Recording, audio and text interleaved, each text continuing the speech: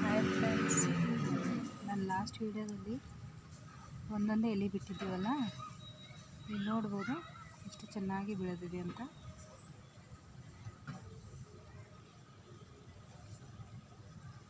ಈಗ ಸ್ವಲ್ಪ ದೊಡ್ಡದಾಗಿದೆ ಮೆಂತಿ ಪಲ್ಯ.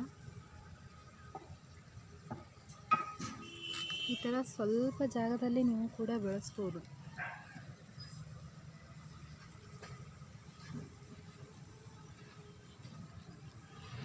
ಲಾಸ್ಟ್ ವಿಡಿಯೋದಲ್ಲಿ ಚಿಕ್ಕ ಚಿಕ್ಕದಾಗಿತ್ತಲ್ಲ, ಈ ಸಲ ದೊಡ್ಡ ದೊಡ್ಡ ಎಲೆಗಳು ಆಗಿವೆ.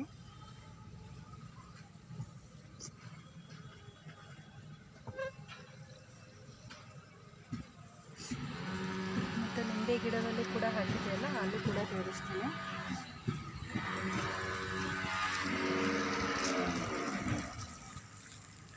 ಇಲ್ಲಿ ನೋಡ್ಬೋದು, ನಿಂಬೆ ಗಿಡದಲ್ಲಿ ಹಾಕಿದ್ದೆಲ್ಲ ಅದು ಕೂಡ ಭಾಳ ಚೆನ್ನಾಗಿ ಬೆಳೆದಿದೆ.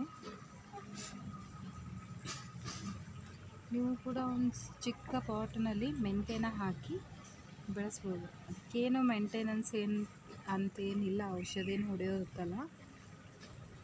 ಸುಮ್ಮನೆ ಪಾಟಲ್ಲಿ ಹಾಕಿದ್ರೆ 2 ದಿನದಲ್ಲಿ ಮೊಳಕೆ ಬಂದುಬಿಡುತ್ತೆ.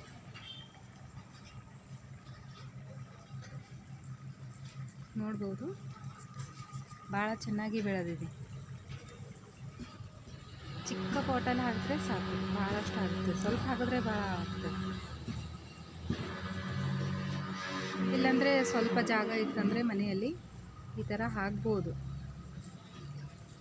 ನೋಡ್ಬೋದು, ಚೆನ್ನಾಗಿ ಬೆಳೆದಿವೆ ಅಲ್ಲ.